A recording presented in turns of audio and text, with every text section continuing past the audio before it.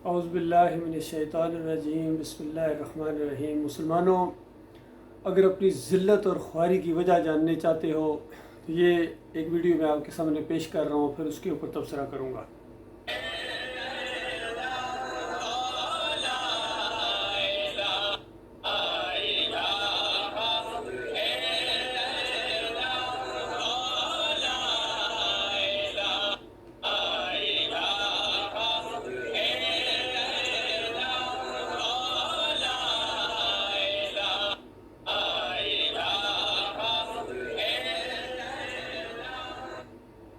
یہ مسلمان ہیں، اپنے آپ کو مسلمان کہلا رہے ہیں۔ اگر ان سے پوچھا جائے کون سا دین ہے، کہیں گے اسلام، کلمہ پڑھو لا الہ الا اللہ محمد رسول اللہ۔ اور یہ قبر کے اوپر پھول چڑھا رہے ہیں، اس کی پوری پوجا پاٹ کر رہے ہیں، اس کو ایسا مزین کیا ہوا ہے جس طرح بنی اسرائیل کے ایک مشرک گروہ نے اس بچھڑے کو مزین کیا تھا سامری نے ان کے لیے، جس طرح اس دور کا سامری تھا، اس طرح اس دور کے ان کے جو علماء ہیں، ان کے مشائخ ہیں، ان کے جو پیر ہیں، پیرانے پیر ہیں اور یہ سیاسی لیڈر ہیں، یہ سارے کے سارے ان کے سامری ہیں۔ یقین کیجئے انہوں نے ان کے لیے بچھڑا تیار کیا ہے اور اس کو پوجے جا رہے ہیں، اور اوپر پڑھ کہہ رہے ہیں لا الہ الا اللہ۔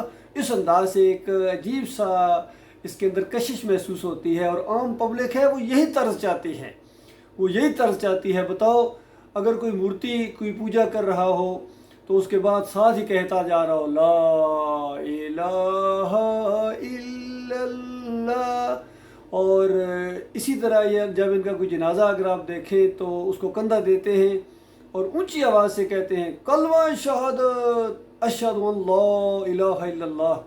ان کو کلمہ شہادت کا مطلب نہیں آتا ہے، یقین کیجئے۔ اگر اسی وقت کھڑے ہو کے ان کو کہا جائے ذرا رکو، یہ جو تو نے آ کے جلدی سے کندھا دیا ہے اس میت کو اور لا الہ الا اللہ کلمہ شہادت پڑھا ہے، جانتے ہو اس کا مطلب کیا ہے؟ اس کا مطلب اگر آپ وہاں بتائیں گے کہ اس کا مطلب تو یہ ہے کہ اللہ کے علاوہ کوئی معبود نہیں ہے، کوئی پکارے جانے کے لائق نہیں ہے، اس لیے یا علی مدد یا رسول مدد، یہ بالکل مشرکانہ پکارے ہیں۔ اور جس طرح اللہ کے علاوہ کسی کی نظر و نیاز نہیں ہے، اس کا مطلب یہ ہے کہ جو 11ویں اور 12ویں اور یہ کیک کاٹتے ہو اور محرم کی سبیلیں لگاتے ہو، یہ تم لا الہ الا اللہ کے اوپر ایک اور لا چلا دیتے ہو، تمہیں ہوش ہی نہیں ہے۔ یا واسطے وسیلے کے ساتھ تم دعا مانگتے ہو کہ یا اللہ تجھے اپنے حبیب کا واسطہ، تجھے پنجر پاک کا واسطہ اور پیران پیر کا واسطہ اور فلاں درگاہ کا واسطہ، تو یقین کرو تم اس وقت لا الہ الا اللہ کا بالکل انکار کر دیتے ہو۔ جب کسی قبر کے سامنے جا کے سجدہ کرتے ہو، اس کو رکوع کرتے ہو یا سجدے ثابت کرتے ہو کہ نیک بندوں کو سجدہ کرنا یہ کوئی بری چیز نہیں ہے، یہ تو احترام ہوتا ہے، یہ عزت ہوتی ہے۔ بالکل اسی طرح کلمے کا مطلب ہمارے prime minister, ex prime minister Imran Khan صاحب بتاتے ہیں کہ آج میں آپ کو کلمے کا مطلب بتاتا ہوں۔ ہر تقریر کے اندر یہ بات کہتے ہیں کہ دیکھو لا الہ الا اللہ پڑھنے والا آزاد ہو جاتا ہے، آزاد ہو جاتا ہے، اور اس کے بعد پھر جا کے لا الہ الا اللہ پڑھنے والا مزار کے سامنے جا کے سجدہ کرتا ہے۔ پھول اسی طرح وہ بھی بچھائے جا رہے تھے، ایک دن میں نے ویڈیو ان کا دیکھا، اسی طرح پھول بچھا رہے تھے، ان کی اہلیہ بھی بچھا رہی تھی اور ساتھ لا الہ الا اللہ کا ورد بھی کر رہے ہوں گے، جو سمجھتے ہوں گے ہم مسلمان ہیں۔ اللہ کے بندو، یہی وہ ذلت ہے، یہی وہ خواری ہے، اور یہی ابلیس کا وہ وار ہے تمہارے اوپر۔ یقین کیجئے تمہارا لا الہ الا اللہ سے نے مٹا دیا۔ حتیٰ کہ یہ جو جمہوریت کا نظام ہے جس کی خاطر آپ لڑ رہے ہیں، جانے دے رہے ہیں، اور بڑے مجمع کو آپ نے اکٹھا کر لیا، پوری یوتھ کو آپ نے اکٹھا کر لیا، جلوس لے کے جا رہے ہیں، جا کے اسلام آباد جا کے روکیں گے اور یہ کریں گے۔ یہ جمہوریت کا سسٹم بذات خود ایک لا الہ الا اللہ کا انکار ہے، اور یہ شیطانی نظام ہے، اور یہ طاغوتی نظام ہے، اور یہ کلمے کی ضد ہے۔ تو اس کے بعد اگر آپ سمجھیں مورتی پوجا کے بعد آپ مدینہ ریاست بنا دیں گے تو کس قدر یہ نادانی کی بات ہے، کس قدر یہ جہالت کی بات ہے۔ مدینہ ریاست تو کلمے توحید کے عملی پہلو کے ساتھ بنی تھی۔ 13 سال مکہ کے اندر مارے کھانا پڑی تھی کہ لات منات حبل الہ نہیں ہیں، ابراہیم علیہ السلام الہ نہیں ہیں، اور ان کو پکارنا، ان کی نظر و نیازیں کرنا، ان کی خاطر آگے رکوع کرنا، سجدے کرنا، ان کے واسطے وسیلے، اور شرک ہے، شرک ہے، شرک ہے، اور اس کا انجام جہنم کی آگ ہے۔ اور سب سے بڑی جہالت ہے یہ جو اللہ کو چھوڑ کر ان کو پکاریں، جو قیامت تک ان کی پکاریں نہیں سنتے ہیں۔ تو تو اس کے بعد وہ ماحول گرم ہو گیا تھا. پھر اس ماحول نے کہا کہ اب تم یہاں رہ نہیں سکتے ہو. پھر حبشہ کی طرف 2 دفعہ ہجرت کرنا پڑی, پھر مدینہ کی طرف ہجرت کرنا پڑی, پھر جنگ بدر ہوئی اسی نقطے کے اوپر, جنگ احد ہوئی. ساری جنگیں کیا پوری زندگی کا دور گزر گیا اسی کلمے کو بلند کرنے کے لیے, اس کا شرک کا رد کرتے ہوئے. اور بتایا گیا کہ اگر تمہیں اپنے ماں باپ, بیٹے, بیوی اور بچے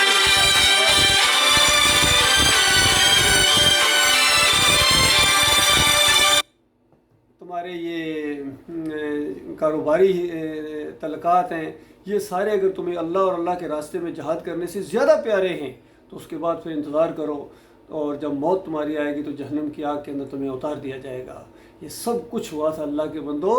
کس کو دھوکہ دے رہے ہو؟ یہ مسلمانوں, اور تم خالص ہندوؤں کے راستے پر چل پڑے ہو. یہ مورتی پوجا ہے, قبر کی پوجا مورتی پوجا ہے. اور ہندو بھائیوں کو بھی میں یہ کہوں گا کہ اگر تم کبھی مسلمان ہوگے تو اس طرح کے مسلمان نہ ہونا, اس طرح کے مسلمان نہ ہو. یہ نہ ہو کہ تم مورتی پوجا بھی جاری رکھو اور لا الہ الا اللہ محمد رسول اللہ کا ورد بھی پڑھتے رہو اور پھر کہو کہ ہم جنت میں چلے جائیں گے. یہ کبھی نہیں ہوگا. اسی طرح عیسائی برادری کو, یہودیوں کو, سب کو یہی کہنا ہے کہ کہیں ایسا نہ ہو کہ تم لا الہ الا اللہ محمد رسول اللہ بھی پڑھو اور ساتھ یہ عقیدہ رکھو کہ عیسیٰ علیہ السلام اللہ کے بیٹے ہیں, عزیر علیہ السلام اللہ کے بیٹے ہیں, یا اللہ کی ذات کے ٹکڑے ہیں. تو یہ بہت بڑا دھوکہ ہوگا, بہت بڑا فراڈ ہوگا تمہارے ساتھ, یقین کیجئے. جیسا ذاکر نائک ان کو کلمہ تو پڑھاتے ہیں لیکن اس کے بعد ان کو آگے پروگرام بھی کوئی نہیں ہے کہ آگے کدھر جانا ہے. آگے بس کچھ نہ, خود کو بھی ان کو نہیں معلوم ہے آگے کدھر جانا ہے. امت مسلمہ فرقوں کے اندر بٹی ہوئی ہے, مسلک ہیں ان کے, کوئی بریلوی ہے, کوئی دیوبندی ہے, کوئی اہل حدیث ہے, کوئی سلفی ہے, کوئی چشتی ہے, قادری ہے, کوئی اپنے انہوں نے درگاہیں بنائی ہوئی ہیں, مزار بنائے ہوئے, گنبد, حتیٰ کہ نبی علیہ السلام کی قبر کے اوپر گنبد بنا کے انہوں نے پوجنا شروع کر دیا ہے. یہ وہ شرک ہے اللہ کے بندو, یہ وہ شرک ہے جس کے اوپر ہمیشہ اللہ کی لعنت برسی ہے. نبی علیہ السلام نے فرمایا لعن اللہ الیہود والنصارى اتخذوا قبور الانبیاء والصالحین مساجدا. اللہ کی لعنت ان یہود و نصارہ کے اوپر, انہوں نے اپنے انبیاء اور صالحین کی قبروں کو سجدہ گاہ بنا لیا تھا. تو اللہ کے بندو یہ کس کو دھوکہ دے رہے ہو؟ اپنی جان کو دھوکہ دے رہے ہو. مانو, اس بات کو تمہیں ماننا پڑے گا. یہ کوئی آپشنل بات نہیں ہے. اس بات کو مانو گے تمہاری جان جہنم کی آگ سے بچے گی, اور اس بات کو نہیں مانو گے تو پھر جہنم منہ کھولے تمہارا انتظار کر رہی ہے. یقین کیجیے. للہ توبہ کرو انسانوں, ترس کھاؤ. کیا گناہ کیا ہے تمہارے بیوی بچوں نے؟ ان کو ہمیشہ کی آگ کے اندر لے جاؤ گے, کیونکہ یہ اللہ کا فیصلہ ہے. اللہ نے فیصلہ کر دیا ہے وَقَضَىٰ رَبُّكَ أَلَّا تَعْبُدُوا إِلَّا إِيَّاهُ وَبِالْوَالِدَيْنِ إِحْسَانًا. کہ تمہارے رب کا یہ پہلا اور آخری فیصلہ ہے کہ اس کے علاوہ کسی اور کی بندگی نہیں ہوگی, کسی چیز کی بندگی نہیں ہوگی. نہ مورتی کی بندگی ہوگی, نہ مزار کی بندگی ہوگی, نہ کسی درخت کی ہوگی, نہ کسی نظام کی ہوگی, نہ بادشاہ کی ہوگی, نہ سرداروں کی ہوگی, نہ رسم و رواج کی ہوگی, نہ اپنے نفس کی بندگی ہوگی. صرف حکم مانا جائے گا تو ایک اس کا جس نے اس کائنات کو بنایا ہے, بس. سارے انبیاء کی یہی تعلیم تھی, سارے انبیاء نے یہی تعلیم دی ہے, یہ تبلیغ کی ہے. آج ہماری تبلیغی جماعتیں, ان کے نام تبلیغی جماعت پڑ گیا. نظام الدین میں ان کا اجتماع ہوا ہے, بنگلہ دیش میں 50 لاکھ کا اجتماع ہو گیا ہے, رائے ونڈ میں ہو گیا ہے. لیکن ان کی کتابیں اٹھا کر دیکھو, شرک سے بھری ٹوٹل جھوٹی کہانیاں. جو ہمارے کسی بھائی نے کہا یہ فضائل من گڑات ہے. اور ہر صوفی کی کتاب اٹھا کر دیکھو, محی الدین چشتی کے ملفوظات دیکھو, عبد القادر جیلانی کی کتاب دیکھو, مجدد الثانی کی دیکھو, جن کی بھی کتابیں دیکھو گے, علی جویری کی کشف المحجوب دیکھو. یہی قصے کہانیاں کہ انبیاء عالم الغیب ہیں, پیر صاحب عالم الغیب ہیں, اور پھر ان کے درگاہوں پر آنے سے مسئلے حل ہوتے ہیں, مشکلات حل ہو جاتی ہیں, کھوٹی کھری ہو جاتی ہے. یہ داتا ہے, مرنے کے بعد بھی مٹھیاں بھر بھر کر دیتے ہیں, سونے کے دروازے یہاں لگاتے ہیں, جنتی دروازے یہاں لگاتے ہیں.